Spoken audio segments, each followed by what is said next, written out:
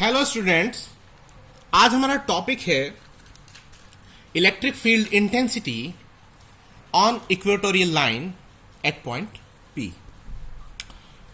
तो यहां पर हमारे पास एक डाइपोल है, ए पॉइंट पर minus Q charge, B point पर प्लस क्यू चार्ज। ये हम मान लेते हैं कि ये सेंटर है, सेंटर पॉइंट से पी डिस्टेंस पर हमें निकालना है इंटेंसिटी। अब डाइपोल की लेंथ कितनी है? डाइपोल की लेंथ है 2a। तो बट ऑब्वियस है कि ये आपका ए में बटा हुआ, यानी सेंटर से दोनों चार्जेस ए डिस्टेंस पर है।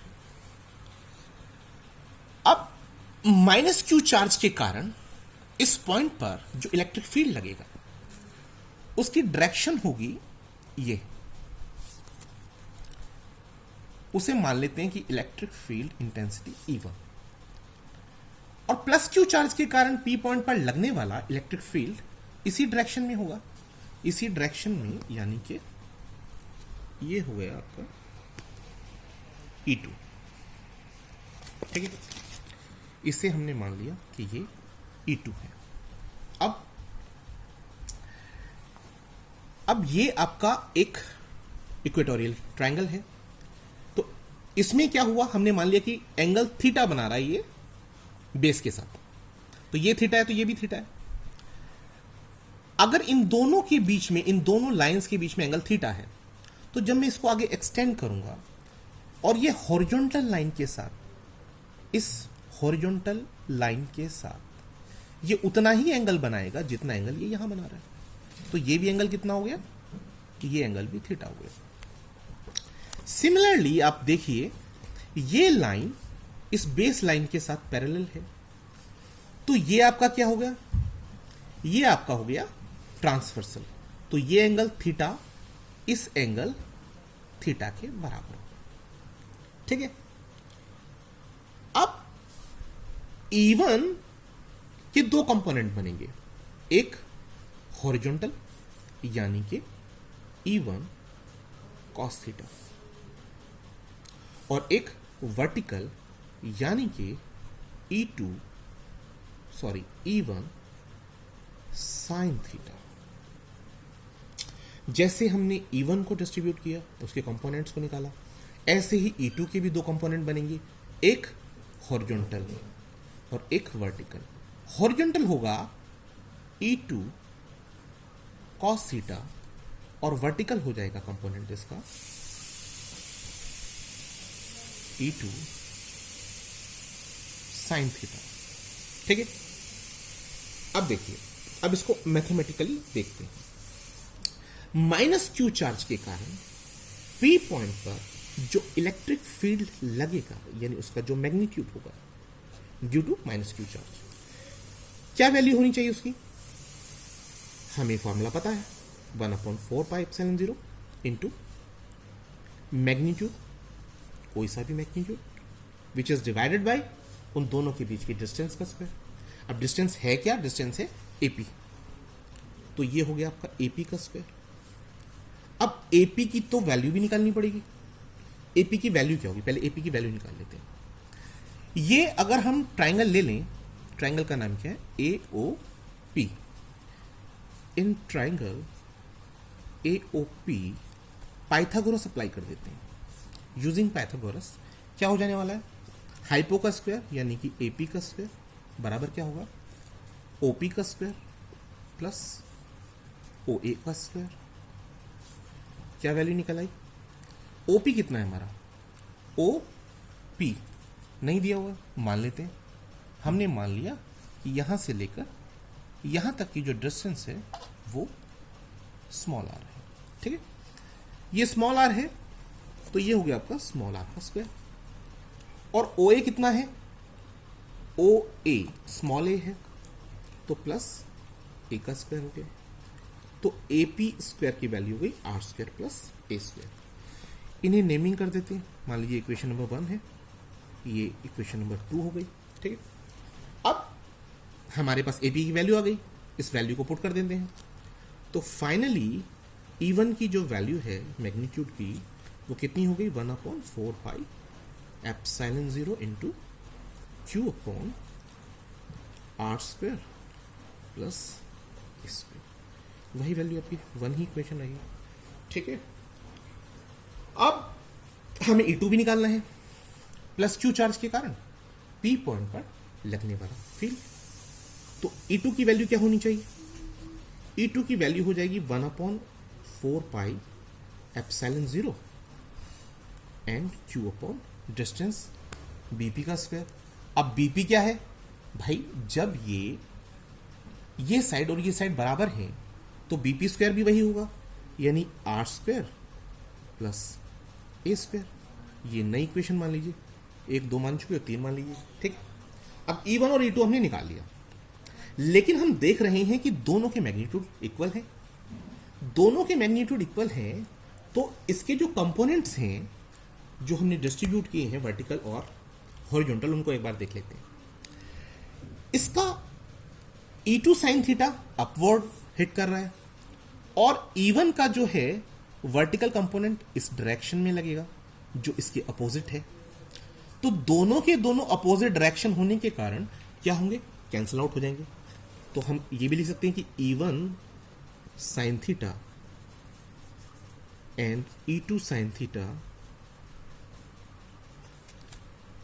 आर इक्वल एंड अपोजिट, सो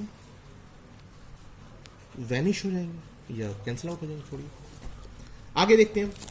इसके बाद बात आती है, हमारे पास दूसरे कंपोनेंट हैं E1 sine theta, sorry E1 cos theta और E2 कॉस थीटा। दोनों की डायरेक्शन सेम, एक ही डायरेक्शन में दो वेक्टर, तो ऐड हो जाएंगे। वैल्यू क्या हो जाएगी? यानी नेट आपका जो इंटेंसिटी लगने वाला है, नेट इंटेंसिटी जो लगेगा वो कितना लगेगा? वो लगेगा E is equals to E1 cos theta plus E2 cos theta. ठीक है, ओके। इसके बाद E1 cos theta plus E2 cos theta की वैल्यू को आप रख देंगे। E1 की वैल्यू कितनी है आपकी? E1 की वैल्यू है आपकी 1/4 pi epsilon 0 into Q upon R square plus A square. Same value आपकी है E2 की, सॉरी कॉस थीटा रह गया था हमारा, इंटू कॉस थीटा। और E2 की वैल्यू क्या हो जाएगी? 1/4 पाई एप्सिलॉन 0 इंटू Q, और साथ में क्या रह गया था? कॉस थीटा की वैल्यू। अब कॉस थीटा की वैल्यू भी पुट कर देते हैं। कॉस थीटा कहाँ से पुट करेंगे हम लोग वैल्यू? वापस अपने डायग्राम पर आइए। ये ट्रायंगल ले लेते हैं हम लोग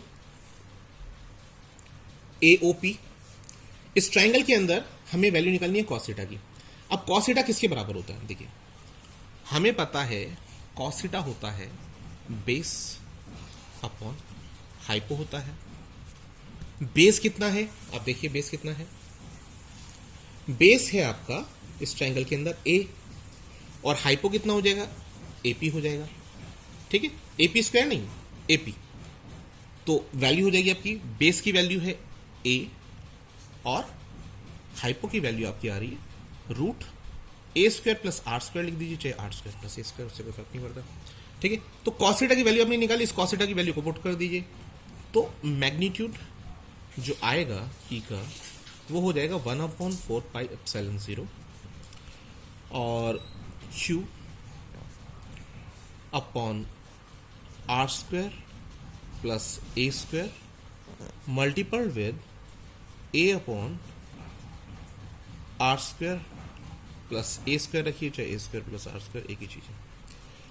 साथ ही में ये दोबारा से आ रहा है तो इसको डबल ही कर दीजिए। हम इसको 2 से मल्टीप्लाई कर देते हैं, मल्टीप्लाइड विद 2, तो ये वैल्यू आपकी हो जाएगी 2AQ। 2AQ is divided by 4 pi epsilon 0। ये R square plus A square raise to power 1 और ये R square plus A square की पावर 1/2 ऐड कर देंगे, बेस सेम है, तो R square plus A square raise to the power 3/2। Is it clear? Okay, अब इसके बाद बात करते हैं इंपॉर्टेंट बात। आप यहां देखिए, आप अपना डायग्राम देखेंगे तो आपको पता है कि जो डाइपोल की डायरेक्शन होती है वो -q2 + q होती है, यानी P की जो डायरेक्शन होगी वो ये होगी। लेकिन आप यहां देख रहे हैं जो इंटेंसिटी आपकी बन रही है उसकी डायरेक्शन ये है, तो ये डायरेक्शन आपकी अपोजिट है।